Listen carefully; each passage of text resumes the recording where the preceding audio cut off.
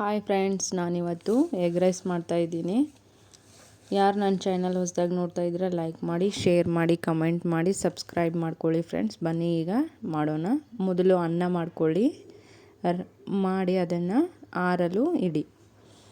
ಈ ಥರ ನಾನು ವೈಟ್ ರೈಸ್ ಮಾಡ್ಕೊಂಡಿದ್ದೀನಿ, ಅದನ್ನು ಆರಲು ಒಂದು ಪ್ಲೇಟ್ಗೆ ಹಾಕ್ಕೊಂಡಿದ್ದೀನಿ. ನೀವು ಕೂಡ ಈ ಥರ ಹಾಕ್ಕೊಳ್ಳಿ. ನಂತರ ಈಗ ನಾನು ಪ್ಯಾನ್ ಇಟ್ಕೋತೀನಿ.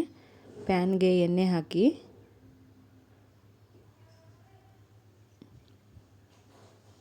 ಎಣ್ಣೆ ಕಾದ್ಮೇಲೆ ಅದಕ್ಕೆ ಮೊಟ್ಟೆನ ಒಡೆದು ಈ ಥರ ಹಾಕ್ಕೊಳ್ಳಿ. ನಾನು 4 ಮೊಟ್ಟೆ ತೊಗೊಂಡಿದ್ದೀನಿ. ನೀವು ಎಷ್ಟು ಎಗ್ ರೈಸ್ ಮಾಡ್ಕೋತೀರಾ ಅಷ್ಟು ಮೊಟ್ಟೆ ಹಾಕ್ಕೊಳ್ಳಿ.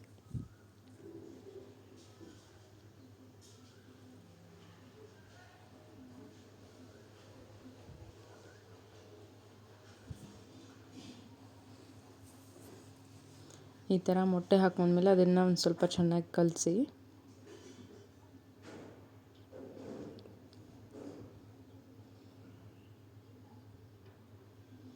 ನಾನು ಅದಕ್ಕೆ ರುಚಿಗೆ ತಕ್ಕಷ್ಟು ಉಪ್ಪು ಹಾಕ್ತಾಯಿದ್ದೀನಿ. ನಂತರ ಬ್ಲ್ಯಾಕ್ ಪೆಪ್ಪರ್ ಪೌಡ್ರ್ ಹಾಕ್ತಾಯಿದ್ದೀನಿ ಮತ್ತು ಅರಿಶಿನ ಪುಡಿ ಹಾಕ್ತೀನಿ.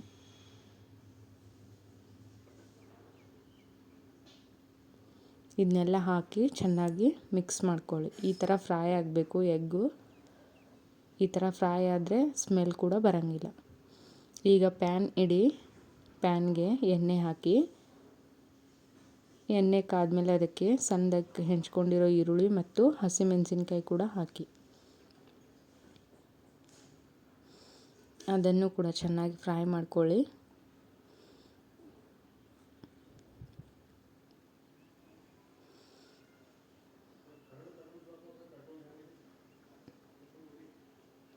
ರುಚಿಗೆ ತಕ್ಕಷ್ಟು ಉಪ್ಪು ಹಾಕ್ಕೊಳ್ಳಿ.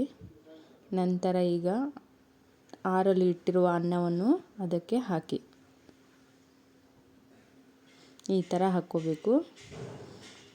ನಂತರ ಅದಕ್ಕೆ ಕಟ್ ಮಾಡ್ಕೊಂಡಿರುವ ಕೊತ್ತಂಬರಿ ಸೊಪ್ಪು ಹಾಕಿ, ನಾನು ರುಚಿಗೆ ತಕ್ಕಷ್ಟು ಖಾರವನ್ನು ಹಾಕ್ಕೊಂಡಿದ್ದೀನಿ. ಹಸಿಮೆಣಸಿನ್ಕಾಯಿ ಹಾಕಿರೋದ್ರಿಂದ ಬ್ಲ್ಯಾಕ್ ಪೆಪ್ಪರ್ ಕೂಡ ಹಾಕಿದ್ದೀನಿ. ಅದಕ್ಕೆ ಸ್ವಲ್ಪನೇ ಅಚ್ಚ ಖಾರದ ಪುಡಿ ಹಾಕ್ಕೊಳ್ಳಿ. ನಂತರ ಜೀರಾ ಪೌಡರ್, ಧನಿಯಾ ಪೌಡ್ರ್ ಹಾಕ್ಕೊಳ್ಳಿ. ಗರಂ ಮಸಾಲ ಪೌಡ್ರ್ ಕೂಡ ಹಾಕಿ. ನಂತರ ಅದಕ್ಕೆ 1 ಟೇಬಲ್ ಸ್ಪೂನ್ ಅಷ್ಟು ಸೋಯಾ ಸಾಸ್ ಹಾಕ್ಕೊಳ್ಳಿ. ಸ್ವಲ್ಪ ಚಿಲ್ಲಿ ಸಾಸ್ ಕೂಡ ಹಾಕಿ ಈ ಥರ ಸ್ವಲ್ಪದಾಗಿ ಕಲಿಸ್ಕೋಬೇಕು. ನಾನೀಗ ಎಗ್ ಫ್ರೈ ಮಾಡ್ಕೊಂಡಿರೋದನ್ನ ಕೂಡ ಹಾಕ್ತಾಯಿದ್ದೀನಿ. ಈ ಥರ ಎಲ್ಲ ಹಾಕ್ಕೊಳ್ಳಿ.